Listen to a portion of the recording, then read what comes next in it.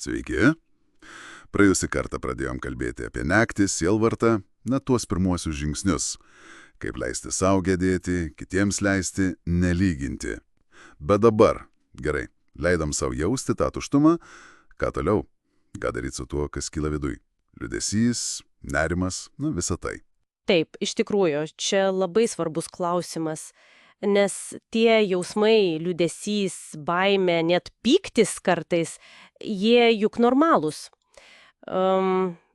Mūsų nagrinėjamuose šaltiniuose kaip tik akcentuojama, kad kultūriškai mes linkę juos, kaip čia pasakius, nurašyti, padaryti problemą. Vos ne liga kažkokia. Būtent. Duodamas pavyzdys, studentas tėvai skyrėsi, jis jaučia didžiulį liūdesį. Ar tai depresija klininė prasme? Tikriausiai ne. Tai tiesiog reakcija. Arba stresas, didelis stresas darbe, namie, natūralu, kad kyla nerimas, baimė.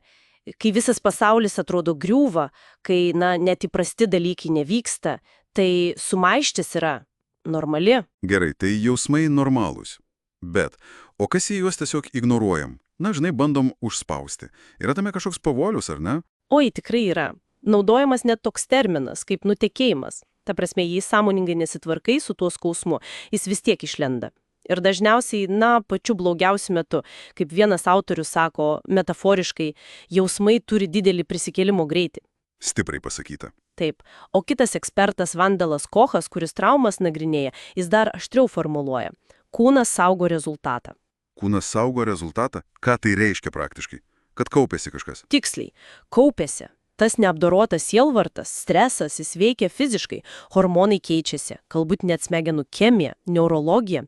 Ir jei nieko nedarom, tai tie jausmai galiausiai, jie susitvarko su mumis. Per sveikatą, per savijautą. Supratau.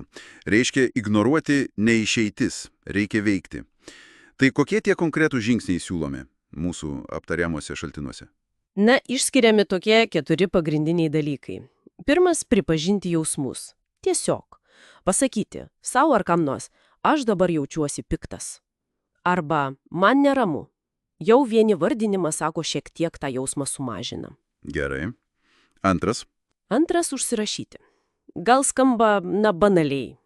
Taip, dienoraštis. Bet iš tiesų perkelus ant popieriaus atsiranda toks atstumas. Gali tarsi iš šono pažvelgti, o ne tik skęsti tame jausme. Įdomu. Trečias? Trečias – ieškoti bendruomenės. Sielvartas, kaip pabrėžiama, nėra tik mano vieno reikalas. Tai ir bendruomeninis procesas. Apdoroti kartu su kitais. Ar tai būtų vienas draugas, ar palaikymo grupė, ar net per Zoomą pasikalbėti nepaprastai svarbu. Būtent tas ryšys, palaikymas, jis veikia kaip buferis. Padeda tam kūnui neužsaugoti rezultato. Mažina streso poveikį. O ketvirtas, sakei 4.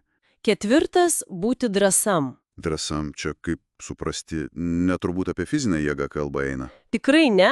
Čia drąsa tai kūrybiškumas, aktyvumas sunkiomis aplinkybėmis, gebėjimas veikti, net kai biji, kai nežinai, kas bus. Galima pavyzdžių. Kaip tai atrodo? Šaltiniuose minimi keli labai geri. Pavyzdžiui, Jonas Krasinskis per pandemiją surengė virtualų išleistuvių vakarėlį. Tai yra drąsa kurti džiaugsmą bendrystę, kai viskas aplinkui, sudėtinga. Arba mama, kuri sūnui vietoj įprasto gimtadienio suorganizavo magišką lobių paiešką. Ar tėčiai šokantis su dukrom sveitainiai per tokias mini išleistuvės. Va čia ta kūrybiška drąsa. Vadinasi, drąsa yra gebėjimas prisitaikyti kūrybingai? Ir daryti kažką gero, nepaisant visko? Taip, ir dar drąsa būti pažeidžiamam. Pavyzdžiui, imtis kelių darbų, kai praradai pagrindinį, net nežinant, kas bus rytoj.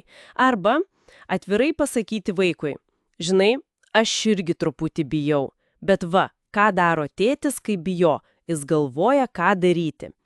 Arba pasikalbėti su partneriu, man neramu, gal galim šiandien kartu pagalvoti apie planą. Tai nėra silpnumas, priešingai, tai drąsa pripažinti realybę ir ieškoti sprendimų kartu. Ir dar regis minima ta ilgalaikė perspektyva. Kaip į tai žiūrėti plačiau?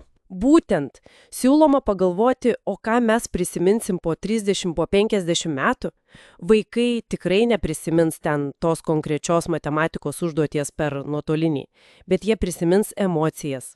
Kaip mama ar tėtis tvarkėsi su sunkumais, kaip rodė meilę, palaikymą, kaip kūrybingai rado išeitį. Esmė, kaip sakoma, nelaimėti šiandien bet kokią kainą, o mylėti, apdoroti tuos jausmus ir veikti drąsiai kūrybingai šiandien.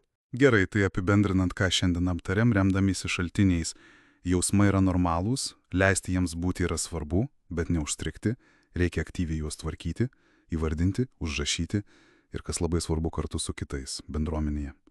Na ir galiausiai veikti drąsiai, kūrybiškai. Tiksliai. Ir pabaigai, tokia mintis pamastymui, ypač iš tos Kocho frazės kūnas saugo rezultatą. Jeigu tai tiesa mums kaip individams, kokį ilgalaikį pėdsaką dabartiniai išgyvenimai, ypač kiek kolektyviniai, palieka mūsų visuomenės kūne, mūsų bendroj atminty, savijautoj. Ir kaip tas kūrybiškumas, tas gebėjimas burtis, apie kurį kalbėjom, galėtų padėti tą pėdsaką formuoti, gal atsparesnė, šviesesnė linkme.